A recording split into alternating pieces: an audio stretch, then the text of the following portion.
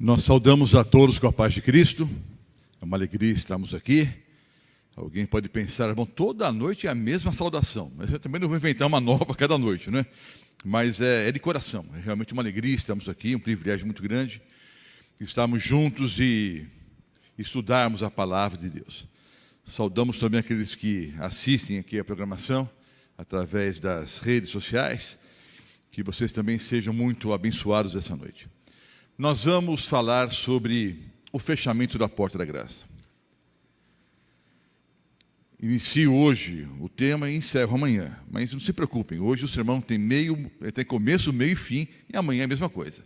Mas o tema de hoje tem continuidade amanhã à noite, tá ok?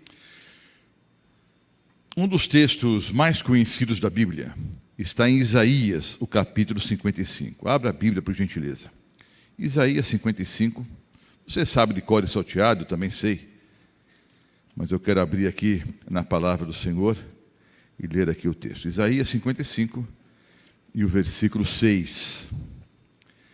Buscai o Senhor enquanto se pode achar. Invocai-o enquanto está perto. Buscai o Senhor enquanto se pode achar. Invocai-o enquanto está perto.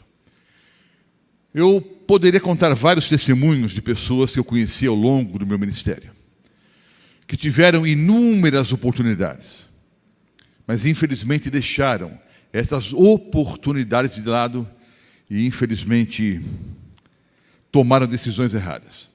Eu me lembro que uma vez eu estava, já há muitos anos atrás, eu fui o orador de um acampamento de verão, um retiro de verão, ali em Taubaté, no Vale do Paraíba. E em determinado dia, daquele final de semana prolongado, uma jovem que estava ali entre os que estavam acampando ali, me procurou para conversar um pouquinho. Essa jovem deveria ter na época uns 15 ou 16 anos. E ela me contou alguns problemas espirituais, algumas lutas que ela tinha. E entre essas lutas, ela tinha um sonho. Ela gostaria de ser modelo. Eu não entendo absolutamente nada de moda, né? Era uma jovem muito bonita. Eu não sei se ela teria o futuro na carreira como modelo, mas eu disse, olha, eu penso que não é impossível, mas eu acho muito difícil, né, uma fiel cristã conseguir manter uma carreira como modelo. Não é impossível, mas eu acho que é bastante difícil. Conversamos bastante. Ela me contou vários problemas e dificuldades e nós oramos juntos. Dei alguns conselhos. Orei por ela, li alguns versículos bíblicos e nos despedimos. Mais ou menos uns 3 ou 4 anos depois, não pegue isso ao pé da letra, mais ou menos uns 3 ou 4 anos depois, eu dirigi uma semana de oração ali no Jardim América, em Jacareí, também no Vale do Paraíba. E essa jovem, em determinada noite, apareceu ali. À saída, me procurou para conversar um pouquinho. E me contou os mesmos problemas, defeitos, dúvidas e pecados que ela havia contado há 3 ou 4 anos atrás. Eu li vários versículos bíblicos, aconselhei, fiz um apelo e orei por ela. Mais ou menos uns 3 ou 4 anos depois, eu estava em Mirandópolis, há um município em São Paulo, inclusive na região oeste do estado de São Paulo, onde eu trabalho hoje, há um município chamado Mirandópolis, mas essa semana de oração era num bairro em São Paulo, o bairro de Mirandópolis.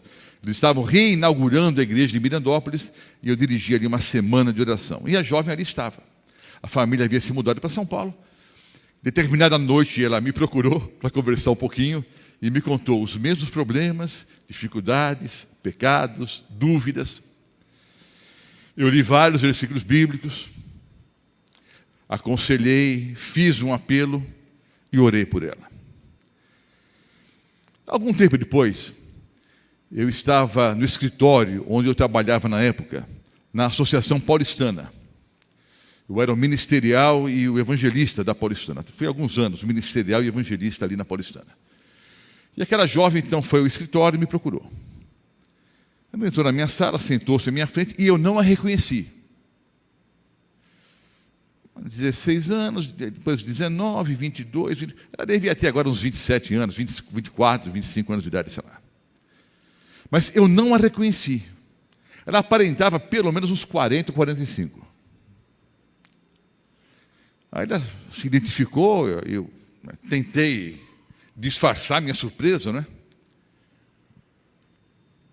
Ela disse: pastor, está acontecendo isso, os mesmos problemas e pecados, com agravante agora. Ela estava grávida, gravidez não é uma doença, mas estava grávida de um pagodeiro viciado em cocaína.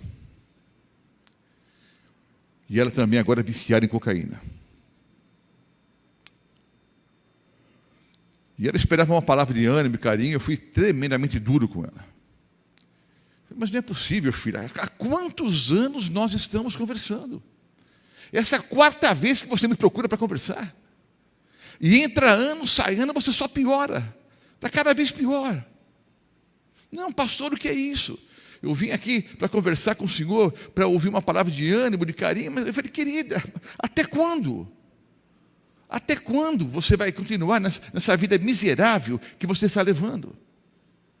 Ela chorou muito, eu chorei junto com ela. De novo, eu li vários versículos bíblicos, fiz um apelo, nos despedimos. Poucos dias depois, o irmão mais velho dessa jovem me telefonou. A família toda adventista, o pai um fiel adventista, ancião de igreja, todos os irmãos, era filha única, mas ela tinha acho que 3 irmãos, todos eles líderes da igreja ali. O irmão mais velho me telefonou: pastor, a minha irmã faleceu. Além de viciada em cocaína, ela era portadora do HIV. Não sei se contraiu, né, o vírus através de relações sexuais ou drogas injetáveis, não sei. Aí o irmão me ligou dizendo: pastor, a minha irmã morreu. O senhor pode vir aqui fazer a cerimônia fúnebre? Eu disse: posso. Fui, o caixão estava lacrado, não por causa do HIV, não por causa da AIDS, mas como é que essa jovem morreu? Ela foi dormir à noite, sei lá, namorado, amante, sei lá que nome que eu dou para aquilo, ela não era casada, né? Ela vivia com o camarada. O fato é que o camarada voltou da boate às 4 da manhã, com a cara cheia de cocaína. A jovem estava dormindo, ele pegou uma cadeira e matou a jovem a cadeiradas. E com a jovem morreu também a criancinha que estava no ventre materno. Pastor, terça-feira à noite, a gente vem para a igreja para ouvir uma palavra de ânimo, de carinho, né, de esperança. Você vem com uma baita numa história triste dessas aí, já não basta a nossa vida, os noticiários e tal. Sabe, queridos, quantas vezes eu conversei com ela? Quantas vezes pastores visitaram essa jovem? Quantas vezes o pai e os irmãos deram conselhos? Quantas oportunidades o Senhor Jesus deu para essa jovem? Ela sempre foi deixando para depois. Eu não posso julgar. Quem sabe em algum momento ali ela tomou a decisão ao lado do Senhor Jesus, e eu espero que tenha feito isso.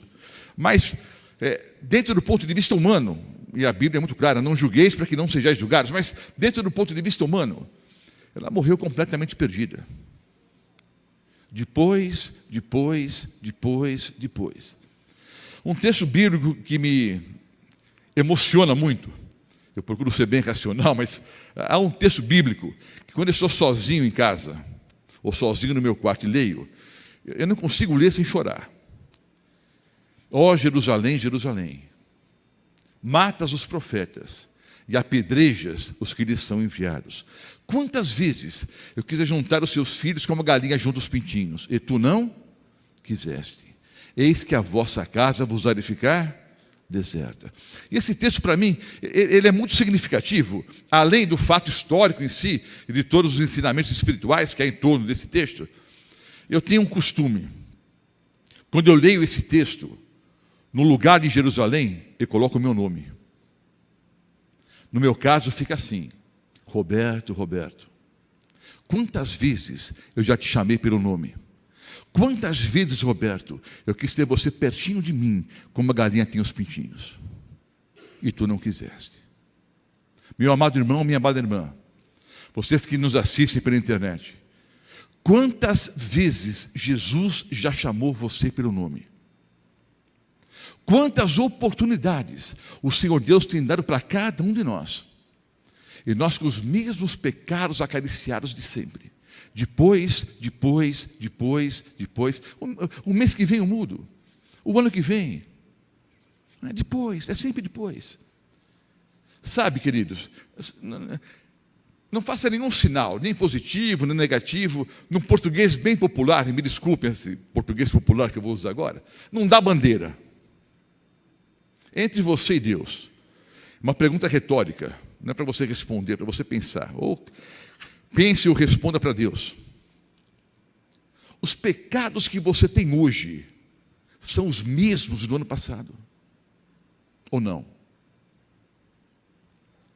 As tendências carnais e pecados que vocês têm hoje são exatamente os mesmos de 2, 4, 5, 10, 20 ou 40 anos atrás. Vocês que são mais experientes como eu. Entra ano, sai ano e nós não mudamos. Tomara que eu esteja errado.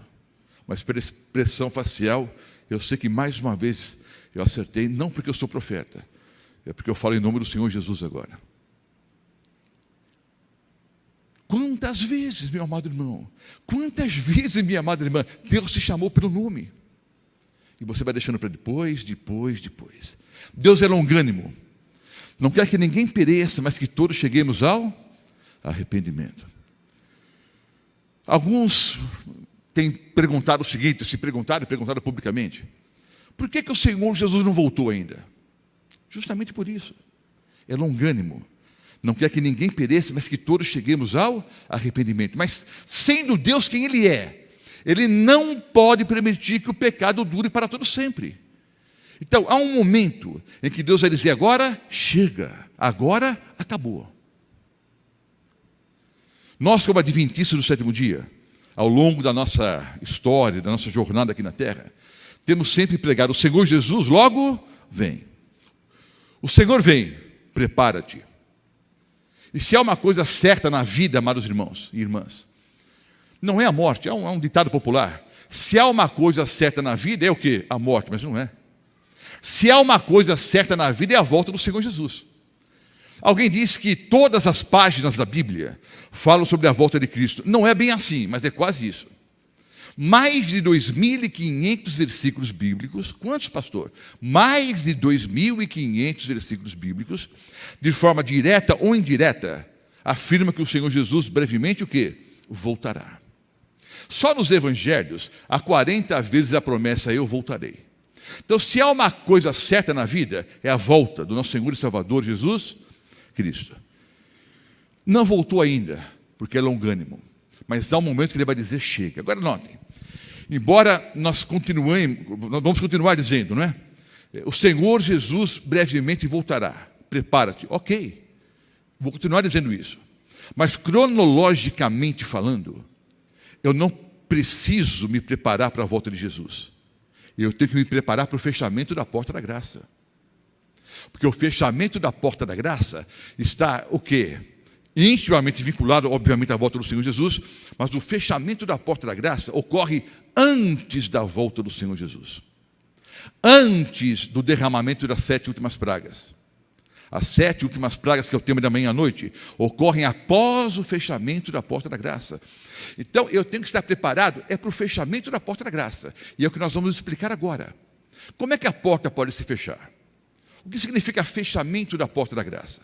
Nós, adventistas do sétimo dia, tiramos esse termo, que hoje é um termo teológico, não é?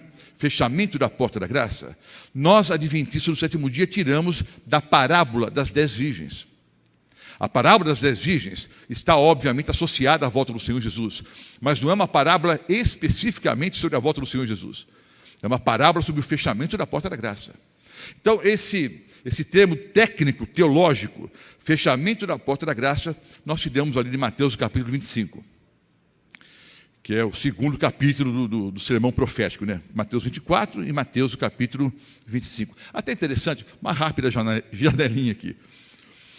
Muitas vezes nos esquecemos que o sermão profético é Mateus 24 e 25.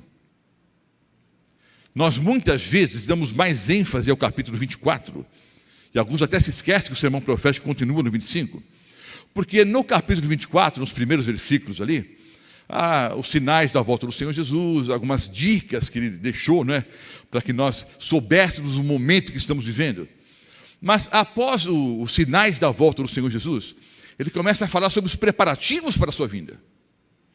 E se você ler os 2 capítulos, como já leu várias vezes, mas se você ler com um pouquinho mais de cuidado e contar ali quantos versículos bíblicos de Mateus 24 e 25 falam sobre sinais da volta do Senhor Jesus e quantos falam sobre os preparativos para a sua vinda, você vai descobrir algo óbvio.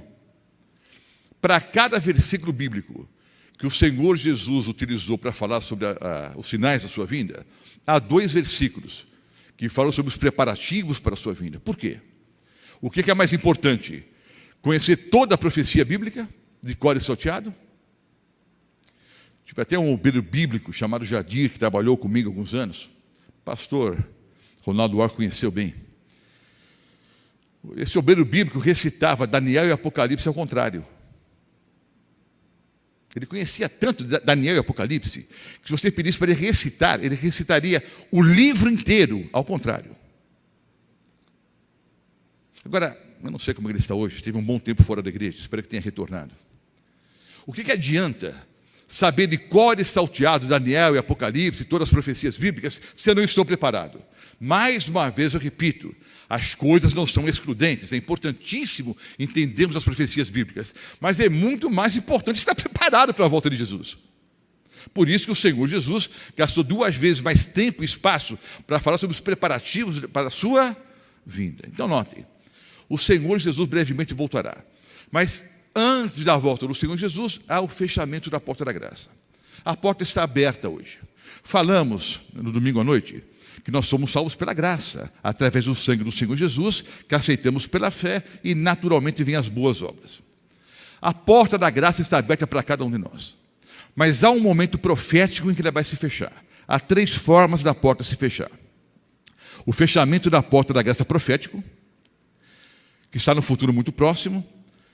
A porta da graça pode se fechar para qualquer um hoje à noite, através da morte. E é um ditado popular, verdadeiro: para morrer, basta estar vivo. Então, o grande requisito para morrermos, nós temos. Qual é? Nós estamos vivos. E a terceira forma da porta se fechar é o pecado contra a pessoa do Espírito Santo. Vamos estudar rapidamente aqui o fechamento da porta da graça profética. Abra sua Bíblia em Apocalipse, o capítulo 8. Quando eu apresento esse assunto, é normalmente no final da série de conferências. A essa altura, eu já apresentei horas e horas de profecias bíblicas, de doutrinas bíblicas, mas hoje nós vamos aqui direto ao ponto. Apocalipse 8, vamos ler os versículos 3 em diante. Veio outro anjo e ficou de pé junto ao altar, com um incensário de ouro, e foi-lhe dado muito incenso para oferecê-lo com as orações de todos os santos, sobre o altar de ouro que se acha diante do trono. E da mão do anjo subiu à presença de Deus a fumaça do incenso, com as orações dos santos. E o anjo tomou um incensário, encheu do fogo do altar e o atirou à terra. Houve trovões, vozes, relâmpagos e terremoto. Notem bem, nós falamos ontem à noite que há 3 fases no juízo divino. A primeira fase é o juízo, ontem à noite ou antes de ontem. Nós citamos apenas que há 3 fases do juízo. A primeira fase do juízo é o juízo pré-advento, é o juízo que ocorre antes da volta do Senhor Jesus. É o juízo investigativo. O que significa isso?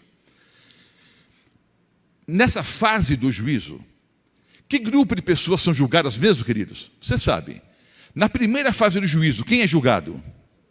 Quem? Nós. Nós quem? Todos aqueles que um dia aceitaram a Jesus como Salvador e Senhor. Os que não aceitaram a Jesus como Salvador e Senhor já estão condenados. Não lemos ontem à noite? Aquele que nele crê não é condenado. Quem não crê já está condenado. Então, nesse juízo pré-advento, ocorre o seguinte: quando você aceita Jesus como Salvador e Senhor e é batizado, o seu nome vai para o livro da vida, ok? O seu nome está no livro da vida. No juízo investigativo, como o próprio nome diz, o Senhor investiga a nossa vida, para entender se nós permanecemos fiéis ou não. Mas Ele não é onisciente, não sabe todas as coisas, não conhece todo o futuro, sim. Mas, de fato, queridos, o juízo ocorre por causa de quem? Hein? dos seres humanos, dos anjos e de pessoas, né, de seres de outros planetas que acompanham o grande conflito aqui nesse planeta. Então, para que um dia entendamos que Deus foi justo a todo esse processo. Então, esse juízo pré-advento já começou em outubro de 1844, 22 de outubro de 1844, segundo a profecia bíblica de Daniel, capítulo 8, de Daniel 9 e vários outros versículos. Então, o Senhor Jesus hoje está, não é, no santuário celestial, justamente nessa fase, investigando a vida de cada um de nós que aceitamos a Jesus e fomos batizados. Pastor, mas eu não fui batizado ainda. No dia do juízo, queridos, o primeiro livro que Deus abre, está aberto hoje, é o livro da vida. Se o seu nome não está no livro da vida, você já está condenado. Então você precisa aceitar a Jesus como Salvador e Senhor e ser batizado. Então vamos lá. O que João vê aqui em visão? Ele vê as orações dos santos, aqui não é São Clóvis, São Damião, nós santos. Santo é separado. Então, nós que um dia aceitamos a Jesus como Salvador e Senhor, nós estamos orando. Nossas orações sobem como incenso suave. Há um intercessor no santuário celestial. Mas, de repente, há uma quebra ali do paradigma. O que João vê? João vê o anjo agora pegando o incensário e enchendo o incensário do quê? Do fogo do altar. Ora, como o próprio nome diz, o que é colocado dentro do incensário? Incenso, obviamente. Mas agora o anjo pega a brasa do altar, coloca dentro do incensário e atira à terra. Aí há vozes, relâmpagos, trovões e terremotos. Vozes, relâmpagos, trovões e terremotos. Ao estudar o Antigo Testamento, você sabe que esses são símbolos de juízo divino. Mais uma rápida janelinha, rapidíssima. Você quer conhecer bem o Apocalipse? Há várias chaves. A principal chave é o Antigo Testamento. Se você não conhecer o Antigo Testamento, você jamais vai entender o Apocalipse. Dos 404 versículos do Apocalipse, há pelo menos 1000 citações do Antigo Testamento. Pelo menos 1000 citações ou menções do Antigo Testamento. Especialmente Salmos, Daniel, Isaías, Jeremias, Ezequiel. Se você não conhecer profundamente esses capítulos da Bíblia, esses livros da Bíblia, você nunca vai entender o Apocalipse. Porque toda a linguagem é tirada do Antigo Testamento. Então notem, agora é uma cena de juízo. Por que agora o anjo pega o incensário, coloca o fogo do altar e atira à terra? É o fechamento da porta da graça. Quando o Senhor Jesus examinar o último nome, ele fecha o livro. Fecha os livros. Ele se levanta. E ocorre justamente essa cena que João está descrevendo. Ao fechamento da porta da graça. Apocalipse 15. Amanhã nós vamos voltar a esse capítulo. Mas vamos ler aqui a segunda parte do Apocalipse 15, versículos 5 em diante. Depois dessas coisas, olhei, e abriu-se no céu o santuário do tabernáculo do testemunho. Há um santuário no céu. A Bíblia explica isso claramente. E os 7 anjos que tinham os 7 flagelos, ou as 7 pragas, que é o tema da manhã à noite, saíram do santuário, vestidos de linho puro e resplandecente, e cingidos ao peito com cintas de ouro. Então um dos 4 seres viventes deu aos 7 anjos 7 taças de ouro, cheias da cólera de Deus, que vive pelos séculos dos séculos. Eu volto a esse assunto amanhã, mas deixa eu dar já uma adiantada, porque talvez a pessoa assista o sermão de hoje e não assista amanhã. Mas que Deus colérico é esse? Que Deus irado é esse? Queridos, a ira divina não tem absolutamente nada a ver com a ira humana. Não pense num Deus estressadinho, nervosinho. Não aguento mais vocês. Não é assim não. É um Deus longânimo. É o mesmo Deus que enviou seu Filho para morrer em nosso lugar na cruz do Calvário. Mas sendo Deus quem é, como eu já disse, há um momento que Ele vai dizer o que agora chega. A ira divina não tem nada a ver com a ira humana. A ira humana, em latim, é affectus, é afeição. É um sentimento. A ira divina é effectus, em latim. É simplesmente efeito. Pastor, isso é muito racional, mas é assim que funciona. É causa e efeito. Esse eu coloco diante de vocês o caminho da vida e o caminho da morte. Esse vai para a vida, esse vai para a morte, você escolhe. É causa e efeito. Não é? É a consequência natural das decisões que você e eu tomamos ao longo da vida. Então, a ira divina é simplesmente a consequência das decisões erradas que nós tomamos. Os que aceitaram a Jesus como Salvador e Senhor têm a vida eterna. Os que não aceitaram têm a morte eterna. Sofrem primeiro as 7 últimas pragas, não é? E depois a morte. Então vamos lá, queridos. Versículo aqui, o último versículo 8. O santuário se encheu de fumaça, procedente da glória de Deus e do seu poder. E ninguém podia penetrar no santuário, enquanto não se cumprissem os 7 flagelos dos 7 anjos. Quando é, queridos, que no Antigo Testamento a fumaça do incensário tomava conta do Santo e do Santíssimo? Hein? No Yom Kippur. No dia do juízo. O que era Yom Kippur? Vou tentar resumir ao máximo aqui. Havia o sacrifício da manhã e o sacrifício da tarde. O israelita, profundamente arrependido, levava o cordeirinho, colocava as mãos sobre a cabeça do cordeirinho, o cordeirinho era imolado, havia todo um processo. Parte do sangue era colocado nas pontas do altar, parte do sangue era levado para dentro do santuário, no lugar santo, e aspergido sobre o véu que separava o lugar santo do lugar santíssimo.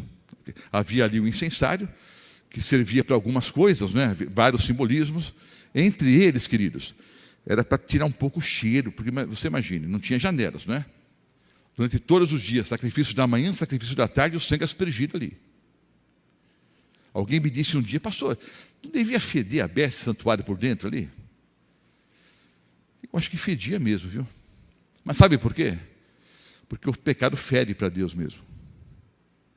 Então esse pecado, né, o israelita confessava o pecado passava para o animalzinho ali, que era um cordeiro, que era o símbolo, né, um tipo do cordeiro de Deus que tira o pecado do mundo, segundo Jesus Cristo, e o sangue era transferido para dentro do santuário. Então o pecado era levado para dentro do santuário e aspergido sobre o véu que separava o santo, né, do santíssimo. Uma vez por ano havia purificação no santuário. Era o dia de Yom Kippur, o dia do juízo ou o dia do perdão. Era o único dia em que oficialmente o israelita obrigatoriamente tinha que jejuar. Era uma festa solene, que era um símbolo daquilo que o Senhor Jesus realiza hoje no santuário celestial. Quando você pede perdão a Deus, Deus perdoa quando? Na hora. Na hora. Você está perdoado. Mas há um momento em que o Senhor Deus apaga dos registros celestiais o seu pecado. Quando isso? Quando ocorre isso? No juízo investigativo. Assim como ocorria no Antigo Testamento. Então notem, o que é que João está vendo aqui? O cumprimento literal de Yom Kippur. Quando agora cumpre-se o que está em Apocalipse 22, o versículo 11. Eu poderia ler mais meia dúzia de versículos. Vamos ler mais um só, vai. Apocalipse 22, 11. Um outro texto muito conhecido. Continue o injusto fazendo injustiça. Continue o imundo ainda sendo imundo. O justo continue na prática da justiça. E o santo continue a santificar-se. Ora, é óbvio que hoje o Senhor Deus quer que o justo continue justo e o santo continue santo.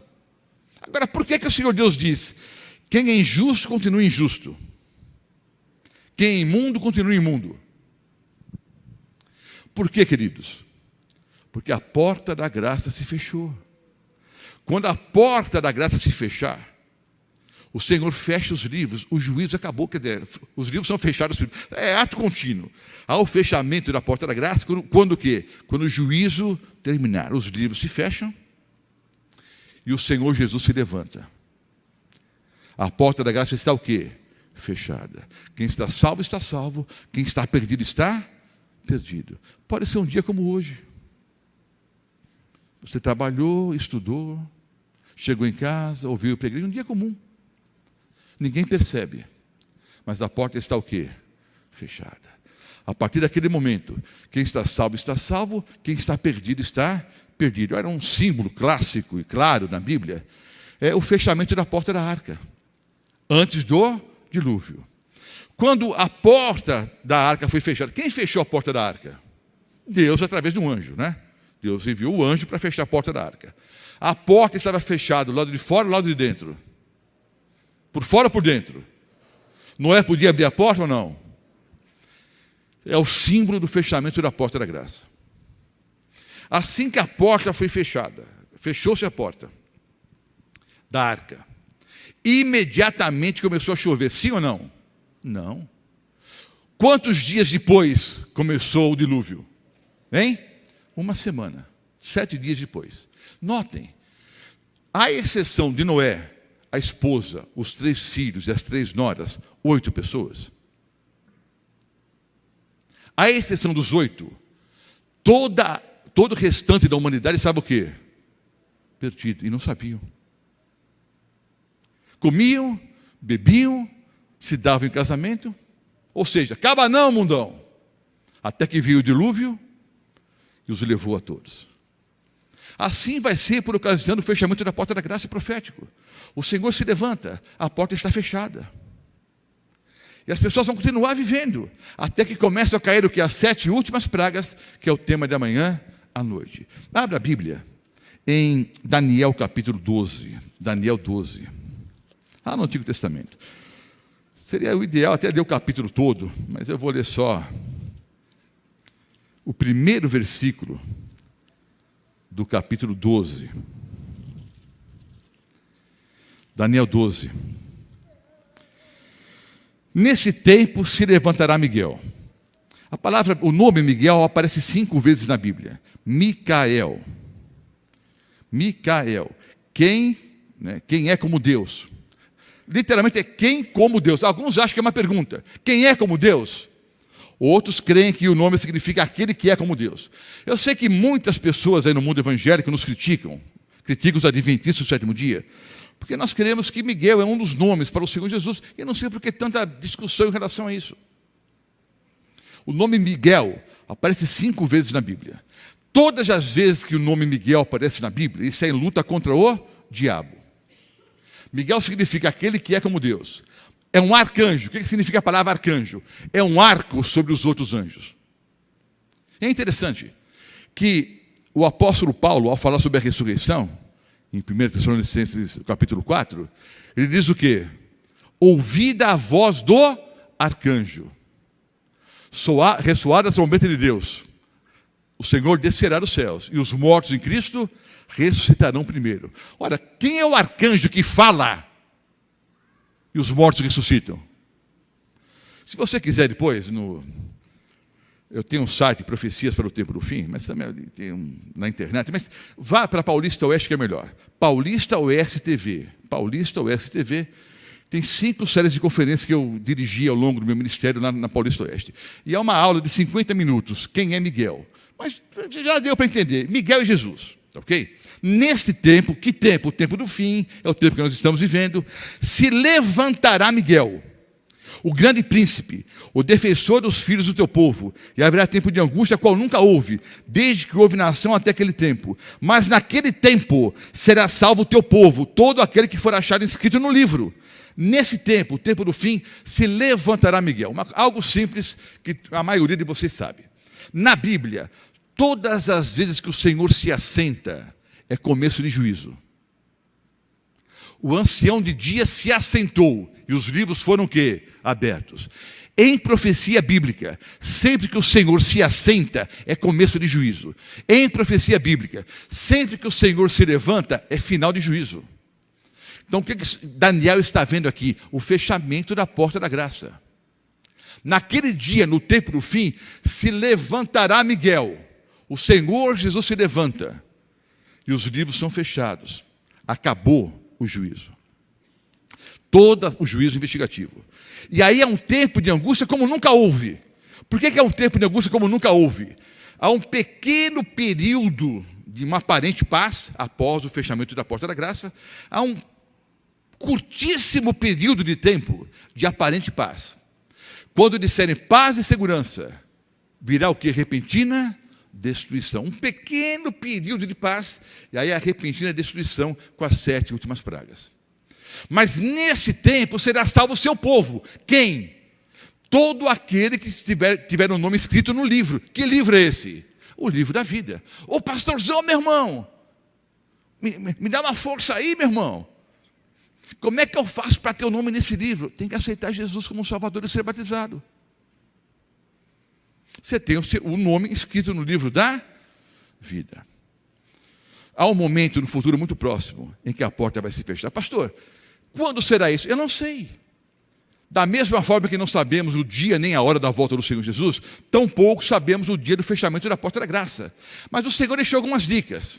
Por exemplo, quando as 7 últimas pragas começarem a cair, você tem que saber que a porta já está o quê? Fechada. Ô pastorzão, mas aí é tarde demais. Não dá para dar uma dica? Dá.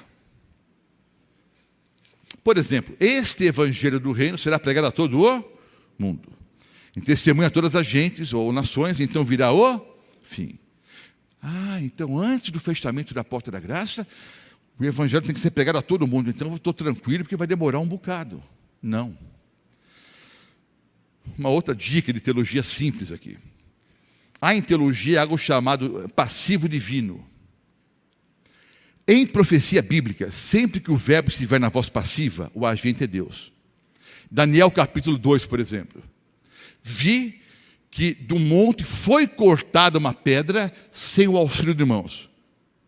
A pedra foi cortada. O verbo está no quê? Na voz passiva.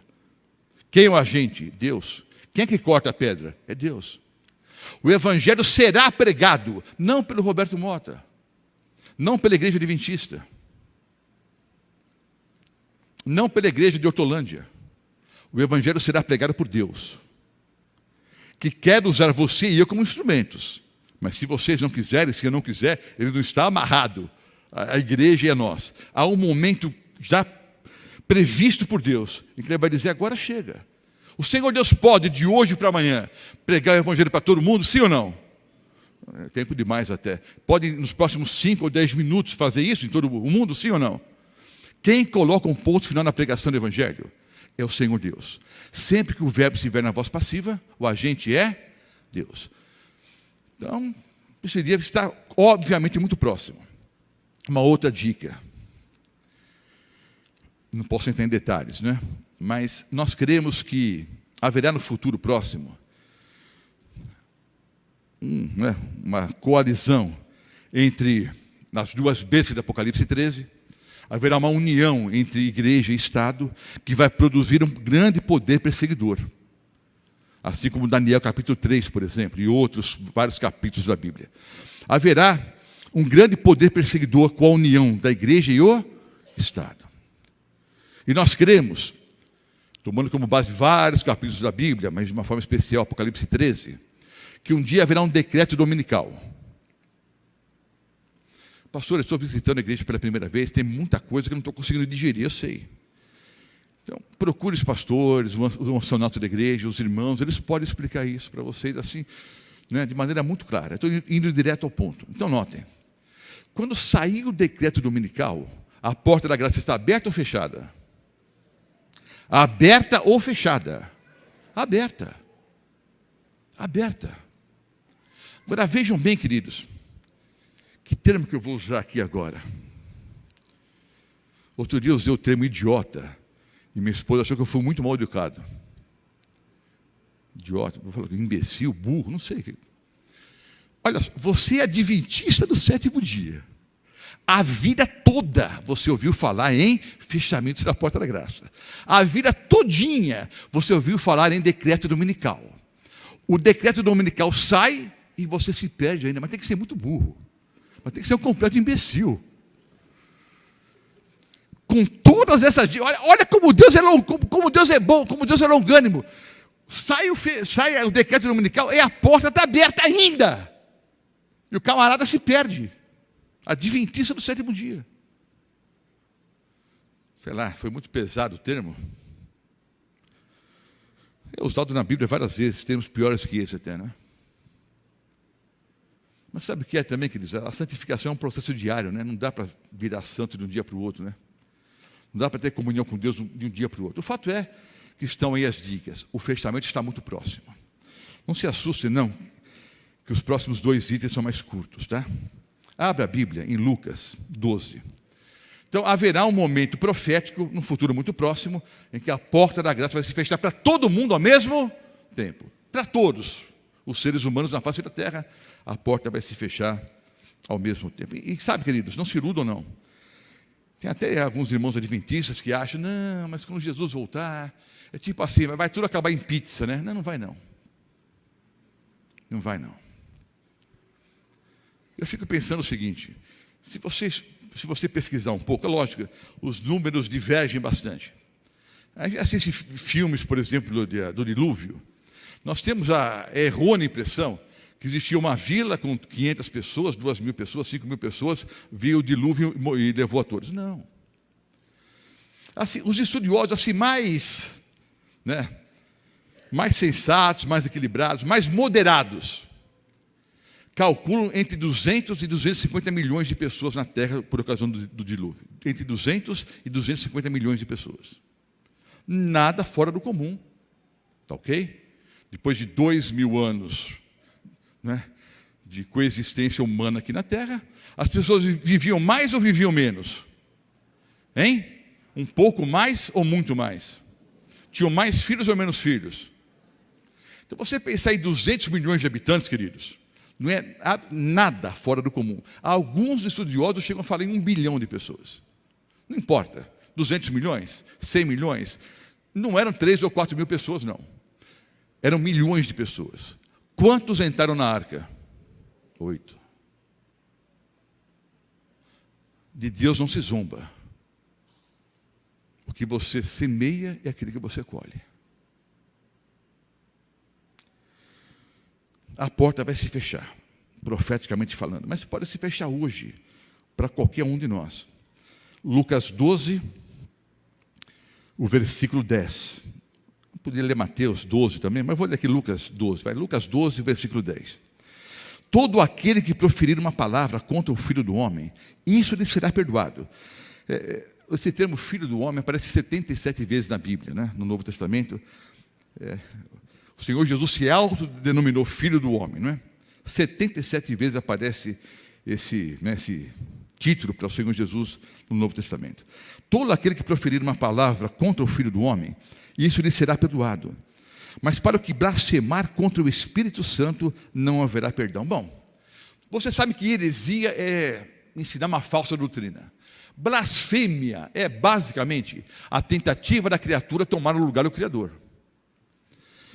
O único pecado que Deus não perdoa é o pecado contra a pessoa do Espírito Santo. E eu já ouvi vários pastores, anciãos, explicando esse assunto. Normalmente a explicação é a seguinte: o que é o pecado contra o Espírito Santo?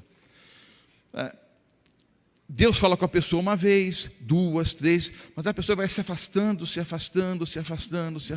de Deus, até um dia que Deus não fala mais com ela. Já ouviram essa explicação? Sim ou não? Sim ou não? Mas está totalmente errada, não é? É muito comum chegar sábado de manhã na igreja, ou quarta-feira à noite, qualquer dia da semana. Às vezes vem a mãe ou um pai chorando. Pastor Mota, ore pelo meu filho. Ele está tão longe de Deus. Eu pergunto, mas minha irmã, meu irmão, o seu filho foi para onde? Na mais alta montanha, Deus está ou não? No mais profundo abismo, Deus está ou não? Para onde eu posso fugir da face do Senhor? É lógico, eu entendo o que a mãe ou o pai querem dizer. Quer dizer que o filho não quer mais fazer a vontade de Deus. Ok. Mas essa frase, a pessoa se afastou de Deus, ele foi para onde? Vou explicar rapidamente o que significa pecar contra a pessoa do Espírito Santo. Quem é que me convence do pecado, da justiça e do juízo? O Espírito Santo. O que nós vulgarmente chamamos de peso na consciência é, na verdade, a ação da pessoa do Espírito Santo, que quer me convencer do pecado, da justiça e do juízo. Quando você ouvir essa voz assim: como você é bom, olha, se todo mundo fosse como você, o mundo seria um lugar muito melhor. Olha como você é maravilhoso, continue assim. Quando você ouvir essa voz, como você é bom, é a voz de quem? Do diabo, que quer que você pense que é bom. Nós vamos ouvir uma única vez dos lábios do Senhor Jesus: bem-estar, servo bom e fiel. E ainda assim ele diz: foste fiel no pouco. Não pense que você é grande coisa, não. Você foi fiel no pouco, mas como eu sou muito bom, é o Senhor falando, como eu sou muito bom, sobre o muito te colocarei. Então, quando você ouvir essa voz, como você é bom, é a voz do diabo. Quando você ouvir essa voz assim, o sem vergonha, o miserável, o pecador, o desgraçado. Pastor, desgraçado é palavra, não é? Desgraçado, é sem graça. Até em algumas traduções aparece a palavra desgraçado na Bíblia. É sem graça. O desgraçado, o miserável. Essa é a voz de quem? Eu lembro que estava dirigindo uma semana de oração na Califórnia. Agora que eu perguntei, quando você ouvir essa voz assim, eu sem vergonha, o miserável, o desgraçado, é a voz de quem? O rapaz à minha direita respondeu, é a voz da minha sogra, pastor. Eu falei, olha, cuidado, porque a sua sogra pode estar sendo instrumento do Espírito Santo. Mas na verdade, queridos, quando você ouvir essa voz, como você é mau, como você é pecador, é a voz do Espírito Santo tentando te convencer do pecado. Então o Espírito Santo vem e diz, Roberto Mota, você pecou. Qual deveria ser a minha reação? De fato eu pequei, eu tenho que reconhecer. Eu reconheço que pequei, que o meu estado pecaminoso. Profundamente arrependido, eu confesso o pecado e peço perdão. Deus me perdoa. Agora notem, o Espírito Santo vem e diz, Roberto Mota, você pecou. Ah, pequei mesmo. Mas tem gente muito pior do que eu.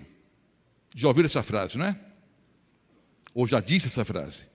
Olha, alguns até dizem, mas na própria igreja há gente pior do que eu. É claro que há. Por pior que você seja, por pior que eu seja, sempre tem alguém pior do que nós. Ah, mas tem muita gente pior do que eu. Aí o Espírito Santo volta, mas Roberto, você é pecador? Não.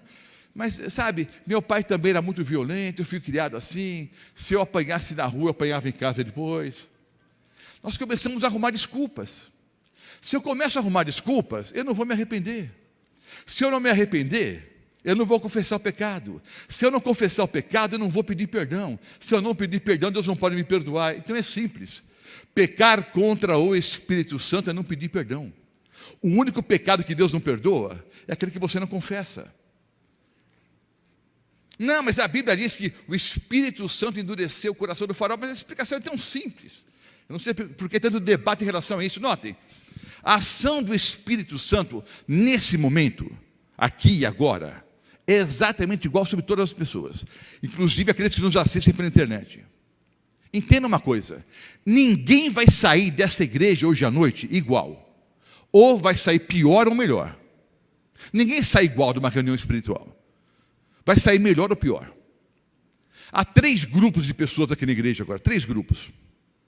Os quentes, os frios e os mornos. Eu quero propor, e tenho certeza que vou acertar, que a grande maioria de nós somos o quê? Mornos. Então há um grupo de quentes, um grupo de frios e a maioria mornos. Quando o Senhor Jesus voltar, dos 3 grupos, quantos existirão? 2. Os quentes e os frios. Os mornos desaparecem. Ou esquentaram ou esfriaram. Eu quero propor algo para você e para mim. Todos nós que estamos aqui hoje à noite, todos, e todos aqueles que nos assistem pela internet, sabem, tem certeza absoluta, você sabe, se está esquentando ou esfriando. Os mornos não existirão no futuro muito próximo. Ou esquentaram ou esfriaram de vez.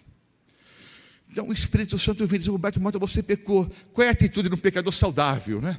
Porque há outros tipos de pecadores, né? Mas não tenho tempo de explicar aqui. O pecador saudável reconhece. E arrependido, confessa o pecado e pede perdão. Agora notem, há 2 palavras para arrependimento na Bíblia, em grego. Metanoia e metamelomai. Não quero complicar.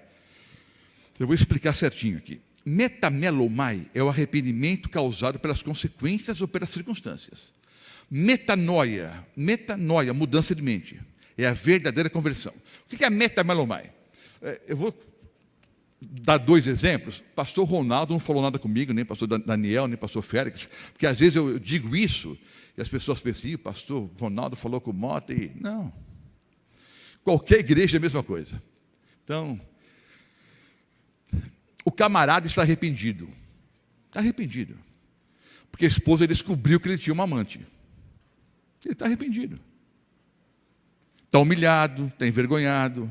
A mulher não sabe se vai embora ou se perdoa. Os filhos não querem nem olhar para a cara dele. A igreja ficou sabendo que vai ser removido do rol de membros. Ele está arrependido pelas consequências do pecado. Isso é metamelomai. Se a esposa não tivesse descoberto, ele continuaria com a amante.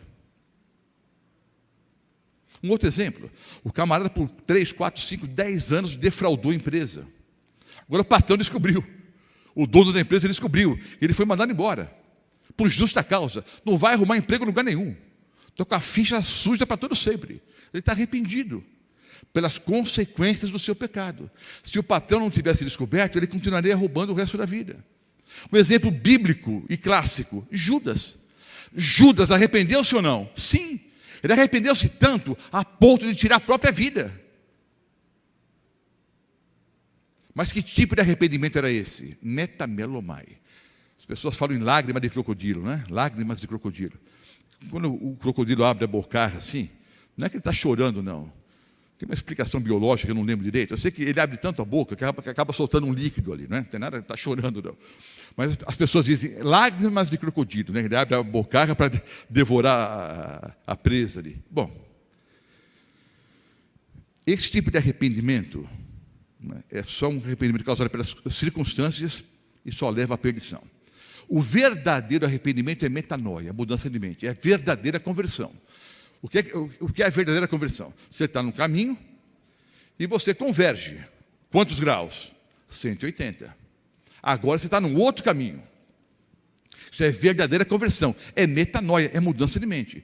Mas uma janelinha rápida, já são 8h10. Você passou pelo processo chamado conversão. Estava indo para o inferno, né, para a perdição, e agora vai para a vida eterna. É muito comum eu ouvir isso dos lábios de pessoas recém-conversas. Ah, pastor Mota, sei lá, antes de eu vir aqui às conferências, de ouvir a palavra de Deus, de ouvir as verdades bíblicas, sabe, antes de eu ser batizado, parece que eu tinha menos provações do que eu tenho hoje. Por quê, pastor? Aí eu explico.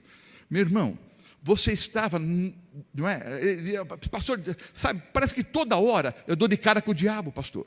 Eu digo amém. Pastor, como é que é? Toda hora eu dou de cara com o diabo. Eu digo amém. Por que você não dava de cara com o diabo antes? Você andava ao lado dele, em direção à morte eterna, ao fogo eterno. Agora há uma conversão. O diabo está num caminho e você no outro. A única forma de dar de cara com o diabo é você estar no caminho rumo ao céu. Então, tenha certeza que vêm as provações, as lutas, as dificuldades, mas se Deus é por nós, ninguém poderá ser contra nós. Tá ok? Então, a verdadeira conversão, o verdadeiro arrependimento é metanoia. Pastor Mota, estava tudo legal até agora, só que agora o senhor me deixou confuso. Como é que eu vou saber se quando eu orei a semana passada, o mês passado, ontem à noite, como é que eu vou saber se é metanoia ou metamelomai? É fácil. Na última vez em que você orou a Deus e pediu perdão, houve mudança de vida? Não estou ensinando perfeccionismo, mas é impossível eu estar verdadeiramente arrependido, dobrar os meus joelhos, derramar lágrimas amargas, pedir perdão a Deus, me levantar e fazer a mesma coisa errada de novo. Se houve verdadeiro arrependimento, obrigatoriamente há mudança de vida. Houve mudança de vida? Se não houve mudança de vida, foi metamelomai, lágrimas de crocodilo, não adiantou nada. Houve mudança de vida, então foi metanoia. Foi o verdadeiro arrependimento. Então notem, pecar contra o Espírito Santo é simplesmente não pedir perdão. Sabe aquela velha ilustração?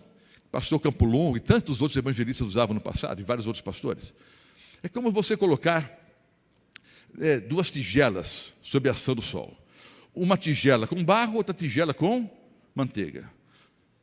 A ação solar é a mesma temperatura, mesma incidência dos raios solares. O barro endurece, a manteiga derrete. O Espírito Santo queria a salvação do faraó.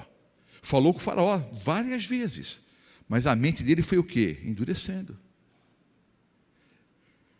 É exatamente o que acontece aqui hoje à noite com aqueles que nos assistem pela internet.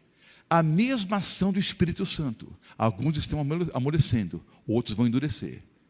Foi o que eu disse há pouco. Alguns vão sair melhores, outros piores. E espiritualmente o quê? Espiritualmente falando. Entendeu? O que é o fechamento da porta da graça? O que é o pecado contra o Espírito Santo? Que é a segunda forma da porta se fechar. Para encerrar o sermão de hoje, vai.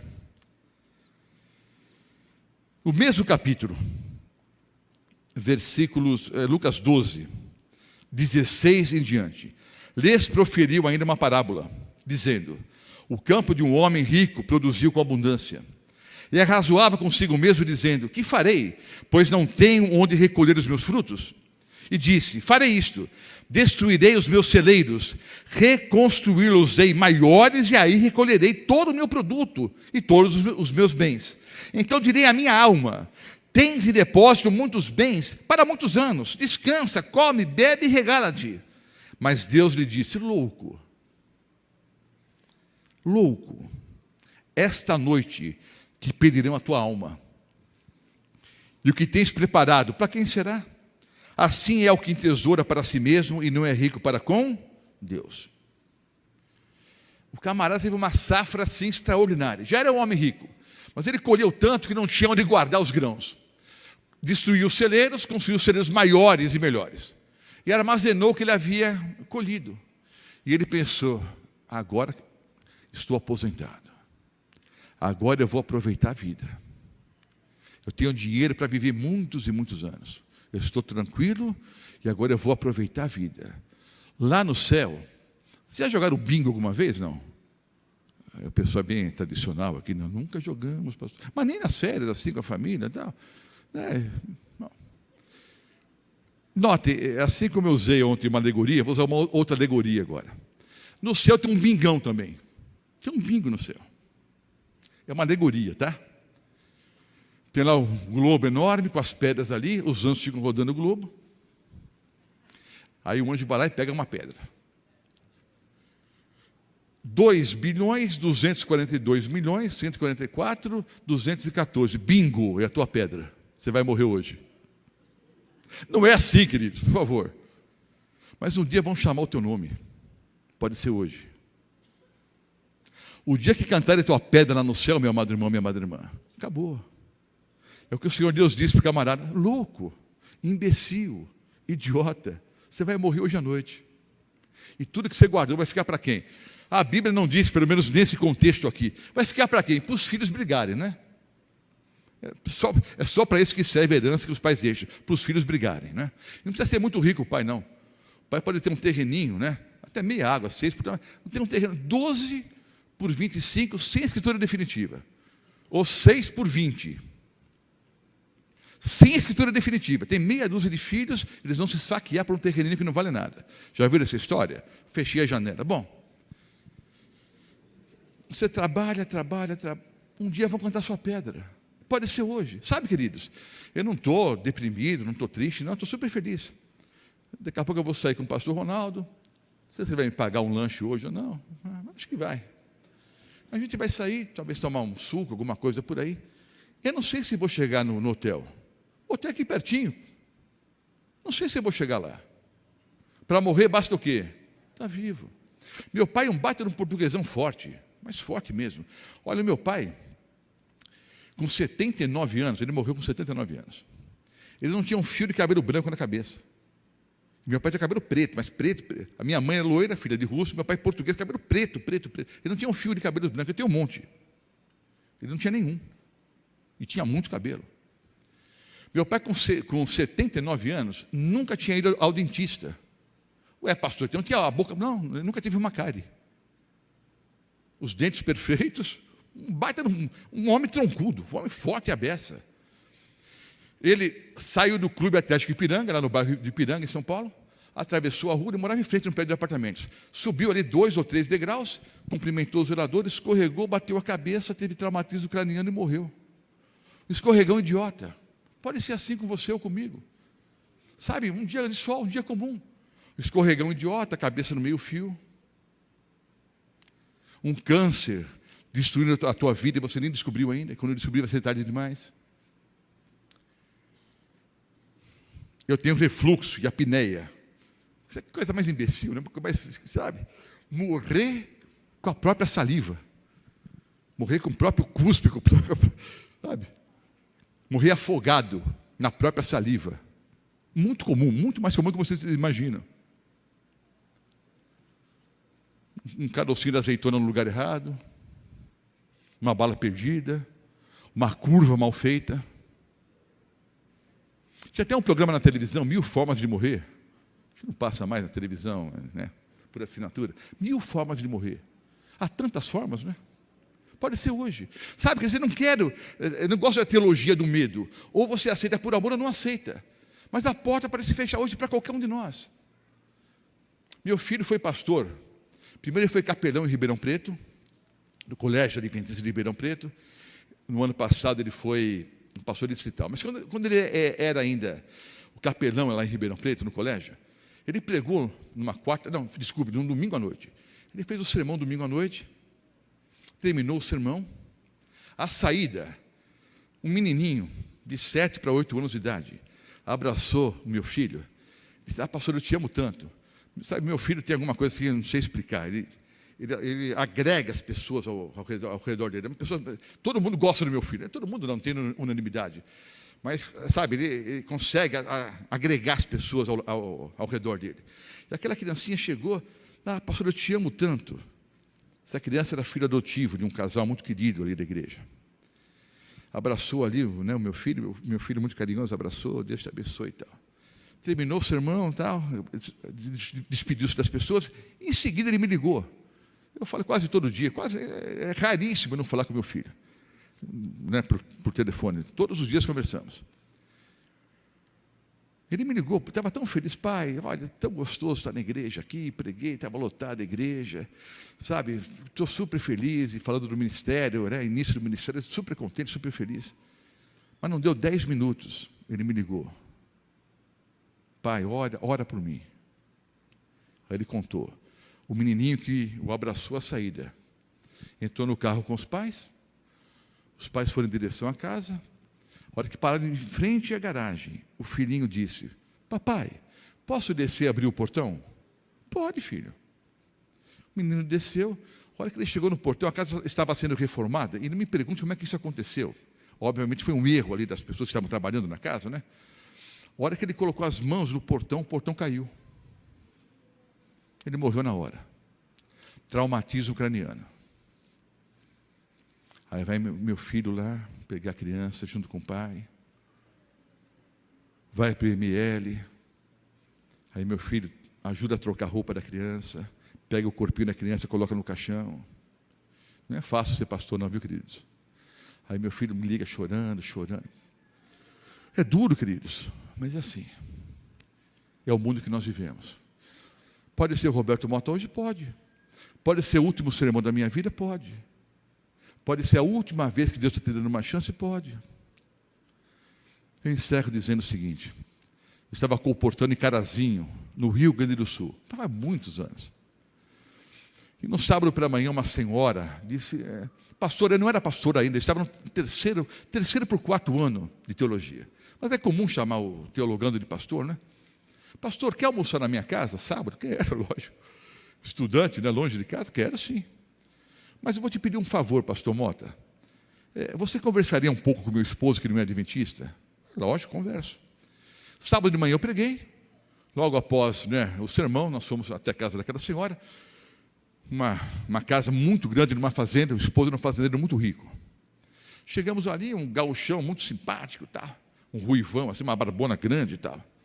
Ficamos batendo papo. A uma certa altura, ele me disse: o pastor, quer conhecer a fazenda? Quero. De fato, eu não tinha muito interesse, não. Eu queria era conversar com ele, né? Aí entramos num jipinho importado. Naquela época, quem tinha carro importado era gente muito rica. Hoje tem vários carros importados por aí. Mas um jipinho importado, ele foi dirigindo, mostrando a fazenda. A uma certa altura, ele parou num patamar um pouco mais elevado. O topo de uma colina. Nós descemos. Ele disse: você tem boa visão? Na época eu tinha, né? Hoje eu não enxergo direito, não. Ele disse: olha, está vendo aquela plantação de soja ali? Estou. Atrás não tem um lago? Tem. Atrás do lago tem uma outra colina. Está enxergando? Estou enxergando. Tudo que você enxergar até ali é meu. Ele apontou para o outro lado. Está vendo aquela vila? É minha. Todo mundo que mora ali trabalha para mim. O posto de gasolina é meu, a farmácia é minha, o armazém é meu, tudo é meu. Está vendo aquele campo, aquela pista de pouso ali? A pista é minha, os aviões são meus, o helicóptero é meu. Ele foi para os 4 pontos cardeais. E eu olhei surpreso, um gauchão meio papudo, assim, mas era gente boa, sabe? Mas não era mentiroso, não, era um homem muito rico mesmo. Eu olhei para ele, ele era um pouco menor do que eu, mas bem maior assim, uma barbona enorme, ruivo assim. Olhei dentro dos olhos dele e disse: olha, eu vejo que o senhor é um homem muito rico. Eu sou rico, pastor. Eu sabia quanto eu tinha no banco ontem, hoje já não sei mais. Então, para qualquer lugar que eu olhar, é tudo seu, é tudo meu, pastor. Tá. Nessa direção aqui, você tem o quê?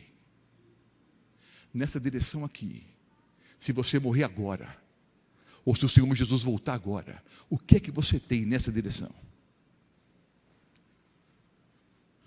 Eu devia ter uns 20 anos de idade, um homem uns 60. Mas eu falei em nome de Jesus, nessa direção aqui você tem o quê? Nossa, as lágrimas corriam pela face dele, ele deixou a barba encharcada, ele chorava, mas não respondeu nada. Eu não sei, um dia esse homem se converteu, aceitou Jesus, eu não sei. Mas eu vou perguntar para você agora, nessa direção aqui, o que é que você tem? Se você morrer hoje, o que é que você tem? Pastor, e se eu pecar contra o Espírito Santo? Não. Pastor, será que eu já pequei contra o Espírito Santo? Não pecou. Como é que o senhor sabe? Porque você está aqui hoje. Quem te trouxe aqui foi o Espírito Santo. Não, foi meu pai que me obrigou. Então, teu pai foi instrumento do Espírito Santo. Ninguém pecou contra o Espírito Santo aqui ainda. A porta da graça no céu está aberta ainda. E nós estamos vivos. O dia da salvação é hoje. São 8h26. Falei mais de 1 hora. Meia hora a menos do que eu falo na Paulista Oeste. Mas vou dizendo uma coisa em nome do Senhor Jesus Cristo. Vocês creem que um porcaria como eu, pecador e miserável, pode ser um instrumento de Deus, sim ou não? São 8h26. Jesus passa agora pela estrada da sua vida. Não sei se passa às 9. Não sei se passa amanhã. Não sei se passa a semana que vem. Agora eu sei que ele está passando. Tenho certeza absoluta e posso afirmar em nome do Senhor Jesus. Ele passa agora pela estrada da tua vida. Não sei se vai passar mais uma vez. Pode ser a última oportunidade, o último convite. Você tem algum pecado acariciado? Há alguma coisa na tua vida que atrapalha a tua comunhão com o Senhor Jesus? Você não foi batizado ainda? E tem que ser batizado para ter o nome no livro da vida. O que está te amarrando a esse planeta ainda? O que é que você tem nessa direção?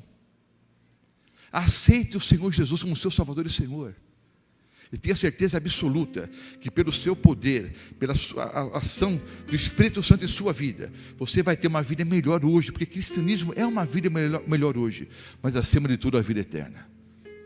Por favor, meu amado irmão, minha amada irmã, está recebendo estudos bíblicos, tome a decisão, seja batizado o mais rapidamente possível. Você se afastou dos caminhos do Senhor, é hora de voltar. É hora de voltar. Você que é batizado e continua firme frequentando aqui a igreja, quais são os seus pecados acariciados? Meu irmão, é hora de reavivamento e reforma. Para, não dá mais. Os mesmos pecados entrando, saindo. É dia de mudança. É dia de pedir perdão a Deus, profundamente arrependidos, metanoia e mudar de vida. Nós vamos ouvir agora um hino, uma oração cantada. Assim como fizemos ontem à noite. Senhor, obrigado, porque o Senhor me dá mais uma chance hoje à noite. Mais uma. Como Deus é bom, não é? Você que nos assiste pela internet, o Senhor está te dando mais uma chance agora. Não sei se vai dar amanhã à noite, não. Pode ser a última chance. Aproveite. Todos vocês querem dizer: Senhor, muito obrigado pela oportunidade que o Senhor me dá nesse momento de mudar de vida. Pela ação do Espírito Santo, Senhor, me transforme. Senhor, eu sou fraco, pecador e miserável. Estou recebendo estudos bíblicos e eu quero ser batizado. Abra as portas para que o mais rapidamente possível eu possa descer as águas batismais. Senhor, um dia eu fui batizado, mas por essas coisas da vida eu me afastei, mas eu quero voltar. É hora de voltar. O que falta, meu amado irmão, minha amada irmã, você que já foi adventista, tá? E se afastou, o que falta para você voltar? Vai ter batismo no final de semana. Fale com os pastores, tome a decisão agora. Fale com os pastores, seja batizado. Vamos ouvir agora esse hino, essa oração cantada. Durante o hino, se for sincero da sua parte: Senhor, obrigado por essa chance, obrigado por mais uma oportunidade, obrigado porque estou ouvindo o Senhor chamando o meu nome. Coloque-se em pé. Eu já estou em pé, não porque eu sou pastor e estou pregando, não. Eu quero agradecer a Deus nessa noite, que Ele me dá mais uma chance para mudar de vida, para ter maior comunhão com Ele. Já estou em pé, atendendo meu próprio apelo. Você quer? Enquanto eles cantam, você se coloca em pé, nós vamos orar. Eu quero ter, Senhor, dependência completa da Tua pessoa e do Teu grande amor. Eu quero ter, Senhor, a consciência correta daquilo que esperas de mim, pecador.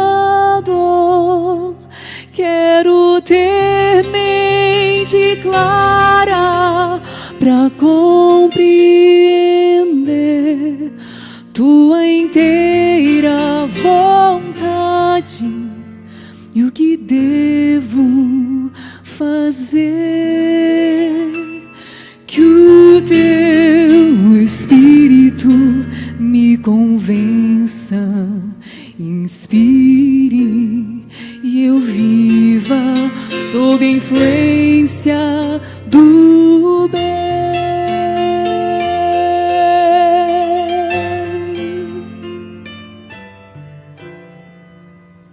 Quero viver, Senhor, sem chorar o passado, deixando o presente aos cuidados do céu. Quero esperar, Senhor, sem temer o futuro, sabendo que em breve verei o meu Deus. Quero ser instrumento usado por Ti, e por mais que eu faça, nada venha de mim. Vem, santifica, ó Deus, meus motivos e impulsos. Transforma, pois, o meu coração. Toda ansiedade eu lancei em meu Jesus. Posso agora em Seu amor descansar, descansar. Eu quero ter, Senhor, dependência completa de Ti, dependência de Ti.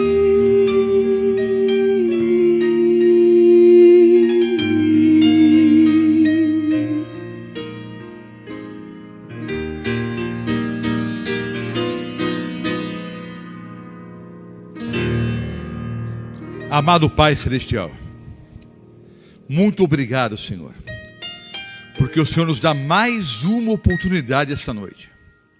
Mais uma vez o Senhor nos chama pelo nome, e a nossa resposta é sim, Senhor, aqui estamos. Por favor, Senhor, perdoa-nos. nos libertes das amarras do pecado, nos libertes dos pecados acariciados.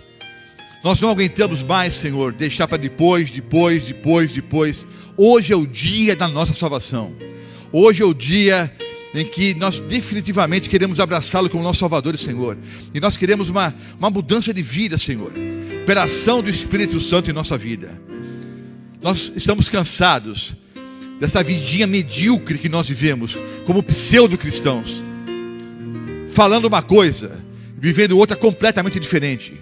Que nós possamos viver como verdadeiros cristãos em toda e qualquer circunstância, não pelos nossos méritos, não pelos nossos esforços, mas sob a ação da pessoa do Espírito Santo sobre a nossa mente e o nosso coração. Senhor, obrigado porque a porta da graça está aberta para cada um de nós nesse momento.